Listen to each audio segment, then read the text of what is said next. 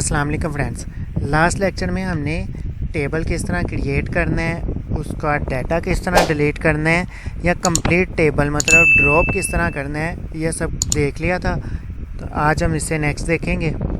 तो चलें स्टार्ट करते हैं। यहाँ पर हमने डीएमएल स्टेटमेंट्स देखनी, मतलब जो डाटा मैनिपुलेट किस तरह करेंगे, या न्यू रो मतलब रोज़ किस तरह टेबल में ऐड करेंगे या इंसर्ट करेंगे, या किसी रो को अगर हमने अपडेट करना है तो अपडेट कैसे करेंगे, और इसके साथ साथ हमने कोई स्पेसिफिक रोज़ या कंप्लीट रोज़ को किस तरह से डिलीट करना है, यह सब देखेंगे।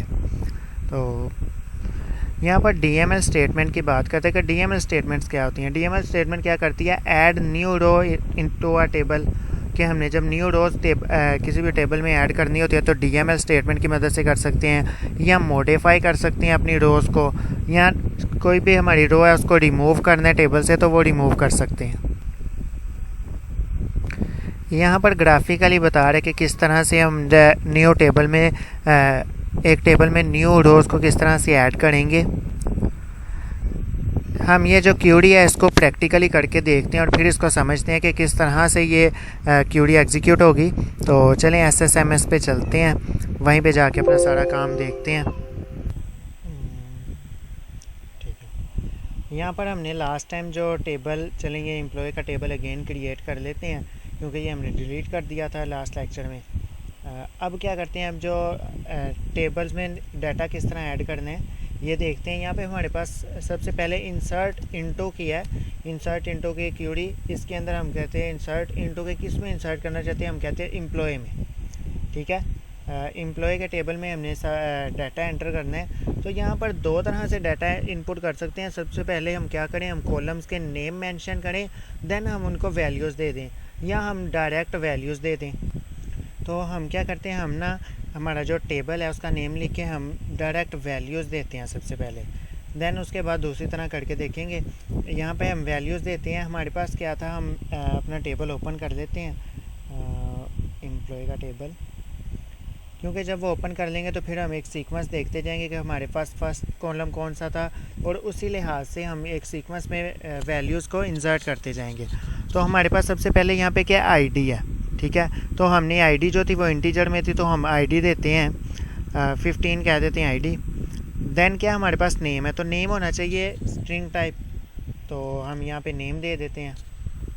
आईडी हो गया, नेम हो गया। देन जॉब, जॉब भी हमारी स्ट्रिंग टाइप थी तो यहाँ पे हम जॉब दे देते हैं, मैनेजर। देन सैलरी, सैलरी जो हमारी है वो इंटीजर टाइप है तो हम यहाँ पे सैलरी दे देते हैं।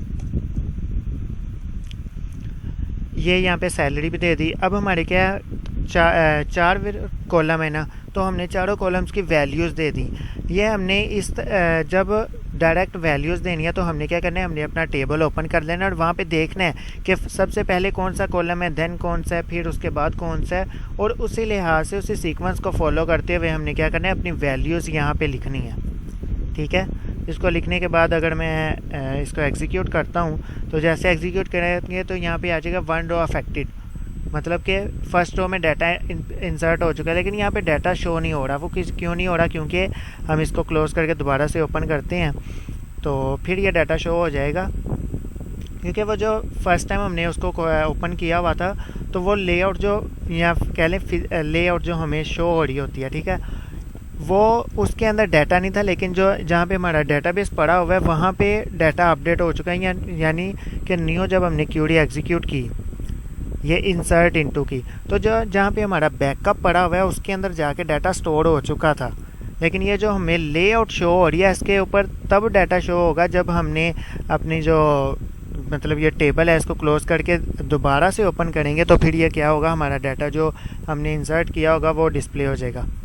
इसी तरह हम क्या कर सकते हैं, मज़ीद हमने जितने भी कॉलम्स ऐड करने हैं हम ये insert into employ then values, इस तरह वैल्यूज़ देते जाएंगे तो वो क्या होगा, वो उसमें जो भी वैल्यूज़ होगी या डाटा होगा वो इंसर्ट हो जाएगा। अब अगर हम इंसर्ट करें कॉलम के नेम लिख के, ठीक है, जो हमारे कॉलम नेम है उनको मेंशन करके फिर उसके अंदर वैल्यूज़ दें तो ऐसे हम क्या कर सकते हैं, ऐसे हम ये कर सकते हैं कि हम एक सीक्वेंस ना रखें, हम कॉलम्स को आगे पीछे कर लें। जैसे कि यहाँ पे मैं कहता हूँ हमारे पास जो है नेम, नेम के अंदर हमने फर्स्ट टाइम नेम लिख दिया। तो अब क्या होगा, अब हमें सीक्वेंस देखने की ज़रूरत नहीं है टेबल से। तो हमने सबसे पहले नेम देखा, नेम के बाद हम क्या देते हैं, सैलरी, कि हमने देन उसमें क्या इंसर्ट करना है, हमने सैलरी इंसर्ट करनी है। तो यहाँ पे सैलरी आकर बता देते हैं कि सैलरी ये हो। सैलरी के साथ साथ अगर हम लास्ट पे मतलब यहाँ पर हम जिसमें फ़र्ज़ करें कि हमने नेम सैलरी एंड हमारे पास क्या था, जॉब का था, तो हमने जॉब यहाँ पे देनी है। तो जॉब का लिख के यहाँ पर आके हम जॉब दे देंगे। जैसे हम इस तरह से हम जॉब दे देते हैं। और अगर हमने किसी एक कॉलम में वैल्यू इंसर्ट नहीं करनी तो हम यहाँ पे उस कॉलम को मेंशन ही नहीं करेंगे। मतलब सिलेक्टेड कॉलम को सिलेक्ट करके, मतलब स्पेसिफिक कॉलम को सिलेक्ट करके हम उनमें वैल्यूज़ इंसर्ट कर सकते हैं।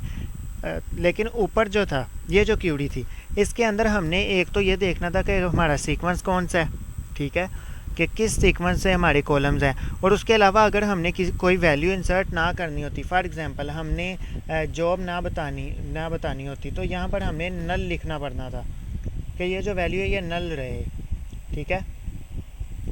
लेकिन ये जो हमने सेकंड टाइम हमने क्या किया, हमने कॉलम्स नेम को मेंशन कर दिया। यहाँ पे हमें नल लिखने की ज़रूरत नहीं है। क्यों ज़रूरत नहीं है? इसलिए नहीं है कि जिस कॉलम में हमने वैल्यूज़ इंसर्ट नहीं करनी, हम उस कॉलम का नेम ही नहीं लिखेंगे। तो मैंने एक कॉलम मिस किया, कौन सा, यहाँ पे सैलरी जॉब नेम, कौन सा कॉलम है, आईडी, ठीक है, आईडी वाला जो है वो मिस किया। तो ऐसे इसको एग्जीक्यूट करके देखते हैं।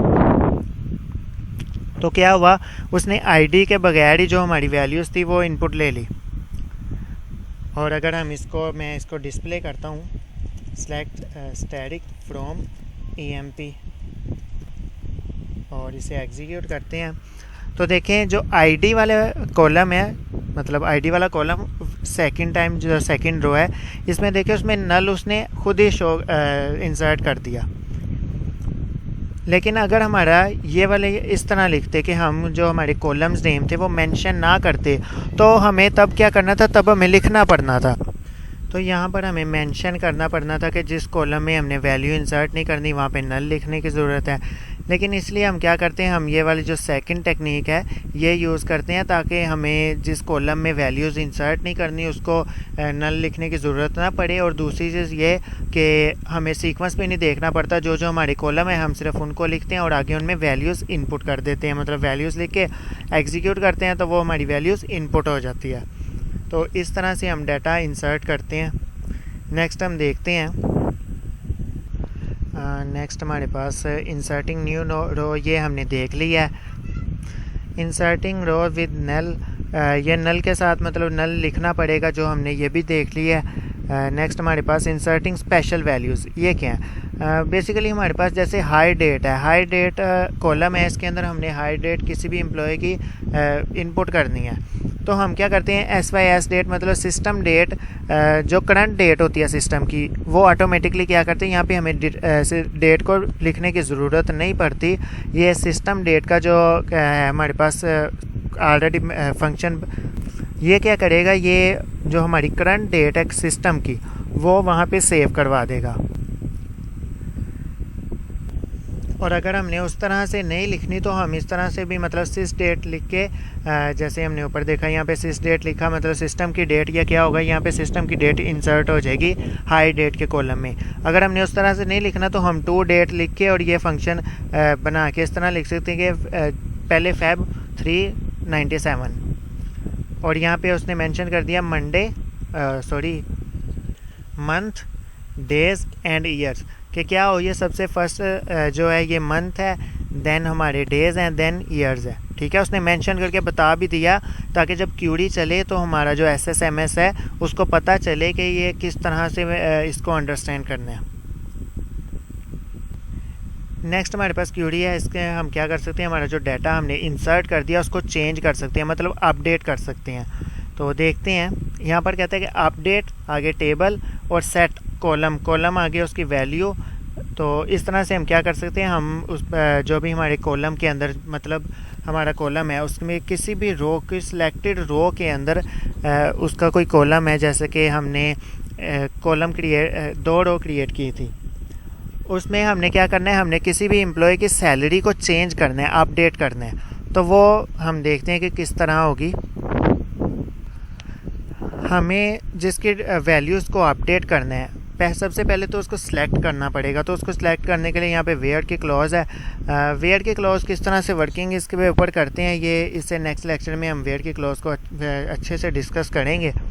यहाँ पर हम सिर्फ इसको वेयर की क्लॉज को इतना देख लेते हैं कि इससे क्या होगा। इससे हमारा जो एम्प्लॉय नंबर है, जो वो एम्प्लॉय जिसका एम्प्लॉय नंबर 7782 मतलब एम्प्लॉय आईडी कह लें कि एम्प्लॉय आईडी जिसकी ये है, उसको हम सेलेक्ट कर लेंगे और क्या करेंगे, उसका जो डिपार्टमेंट नंबर है उसको यहाँ पे अपडेट कर रहा है। ठीक है, तो हम करके देख लेते हैं। यहाँ पे सबसे पहले हम अपना जो टेबल क्रिएट किया इसी में करते हैं, अपडेट करते हैं। अपडेट के लिखने के बाद हमने क्या करना था, हमने ये करना था जो हमारा टेबल नेम है हमने वो मेंशन करना है और देन सेट। और सेट हमने क्या करना है, हम यहाँ पे जो सैलरी है ना वो चेंज करते हैं। तो सैलरी कर देते हैं इक्वल 15000। ठीक है, यहाँ पे 15620 है, हमने 15000 कर दी। अब ये जो सैलरी है ये तो सेट हो जाएगी, मतलब पुरानी सैलरी जो है उससे अपडेट होकर उसकी वैल्यू न्यू सैलरी ये बन जाएगी। लेकिन उसको बताना है कि किसकी सैलरी करना चाहते हो आप। तो हम यहाँ पे क्या करते हैं, हम कह देते हैं वेयर आईडी उसकी किसकी करनी है, जिसकी आईडी 15 है।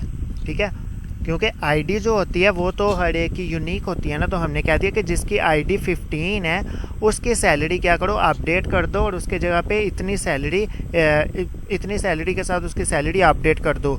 तो इसको करके देखते हैं। तो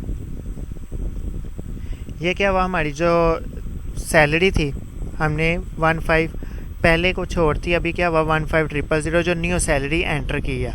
तो इस तरह से हम क्या कर सकते हैं, हमारी जो वैल्यूज़ हमने जो इनपुट कर दी हुई हैं, ये कह लो जो डाटा इंसर्ट कर दिया हुआ है, हम उस डाटा को क्या कर सकते हैं, अपडेट कर सकते हैं, चेंज कर सकते हैं।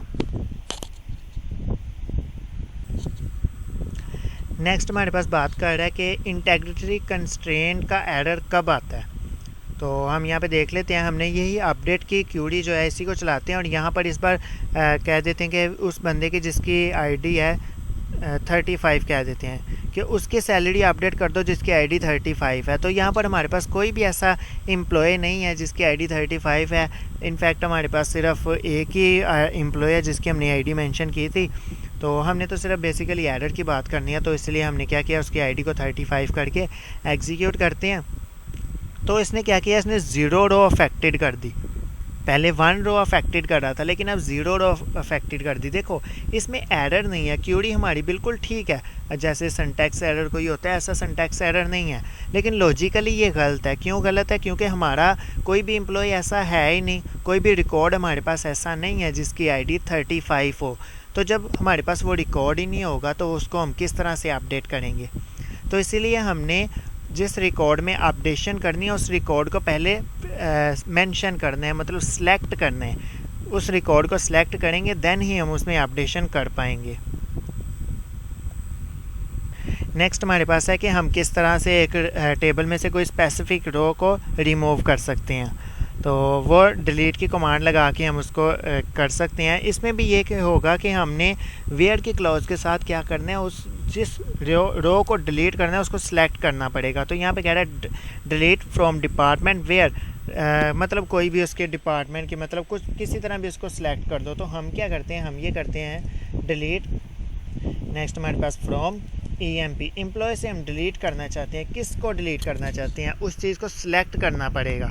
ठीक है, हमने जो भी रो डिलीट करनी है उस रो को सिलेक्ट करना पड़ेगा और उसको सिलेक्ट करने के लिए हमारे पास वेयर की क्लॉज है। मतलब जैसे हमने C या C++ की बात करेंगे, किसी और लैंग्वेज में कंडीशन लगाने के लिए कुछ स्टेटमेंट्स होती हैं, कुछ फंक्शन होते हैं। इसी तरह हमारे पास यहाँ पर वेयर की क्लॉज है जिसके ज़रिए हम कंडीशंस लगा सकते हैं। तो हम क्या कहते हैं, हम यहाँ पे where ID is equal to हमारे पास जो 15 है। ठीक है, एक ही रो है जिसकी आईडी हमें पता है। पहले हम इसे डिस्प्ले कर देते हैं ताकि नीचे जब डिस्प्ले होगा तो ज़्यादा बेहतर रहेगा। अभी हमारे पास जो फर्स्ट रो है उसकी आईडी 15 है, हम इसको डिलीट करना चाहते हैं। तो मैं इसको सिलेक्ट करता हूँ डिलीट की क्यूरी और इसे एग्जीक्यूट कर देता हूँ। तो वन रो अफेक्टेड, देन मैं दोबारा से वही क्यूरी एग्जीक्यूट करता हूँ जिससे डाटा डिस्प्ले हो, मतलब टेबल डिस्प्ले हो जाए। तो हमारी जो फर्स्ट रो थी जो हमने इंसर्ट की थी जिसकी आईडी 15 थी वो डिलीट हो चुकी है। तो इस तरह से हम स्पेसिफिक रो को डिलीट भी कर सकते हैं। नेक्स्ट हमारे पास कह रहा है कि अगर आप डिलीट कर रहे हो किसी ऐसी रो को डिलीट कर रहे हो जिसके अंदर एक फॉरेन की है, ठीक है, जो कि दूसरे टेबल में वो प्राइमरी की होगी, ठीक है, मतलब कि कोई ऐसी वैल्यू जो कि दूसरे टेबल के साथ रिलेशन बना रही है। अभी हम प्राइमरी की और सेकेंडरी की फॉरेन कीज़ इनकी बात करेंगे। यहाँ पर सिर्फ ये थोड़ा सा इसका हिंट लेते हैं कि अगर एक हमारा जो टेबल है जिसका हम डाटा डिलीट कर रहे हैं उसके अंदर एक फॉरेन की पड़ी हुई है जो कि दूसरे टेबल के अंदर प्राइमरी की होगी, ज़ाहिर सी बात है जो फर्स्ट टेबल में फॉरेन की है दूसरे टेबल में वो प्राइमरी की होगी। तो अगर हम उस टेबल में से उस रो को डिलीट करें जिसके अंदर फॉरेन की पड़ी हुई है तो वो क्या होगा, वो एरर दे देगा, वो चलेगी नहीं क्यूरी। क्यों नहीं चलेगी? क्योंकि ये कहेगा कि आपने इसको लिंक किया हुआ है दूसरे टेबल के साथ, दूसरे टेबल में जो प्राइमरी किया है उसके साथ। अगर आप इसको डिलीट करना चाहते हो तो क्या करो, या तो वो लिंक को ख़त्म करो या इसकी वैल्यू को चेंज करो या किसी तरह से मतलब वो लिंक को ख़त्म करो, करने के बाद फिर ये डिलीट हो पाएगी, अदरवाइज़ नहीं होगी। तो वो किस तरह से डिलीट करना है, किस तरह से लिंक को ख़त्म करना है, तो वो हम देखेंगे जब हम प्राइमरी की और फॉरेन की और दूसरी कीज़ को मतलब बनाएंगे ना, जब हम टेबल्स का आपस में कनेक्शन क्रिएट करेंगे तो वहाँ पे बनाएंगे। तो फिर हम इसी क्यूरी को मतलब डिलीट किस तरह से करना है, वो वाली रो जिसके अंदर फॉरेन की या प्राइमरी की हो तो हम वो देखेंगे, ठीक है, नेक्स्ट जब हम बात करेंगे इनकी कीज़ की। नेक्स्ट हमारे पास समरी है कि हमने क्या इंसर्ट देखी, अपडेट देखी और डिलीट क्यूरी देखी और इनका साथ प्रैक्टिकल करके भी देख लिया कि किस तरह से वर्किंग करते हैं। तो इस लेक्चर में इतना ही, मिलते हैं नेक्स्ट लेक्चर में। अल्लाह हाफिज़।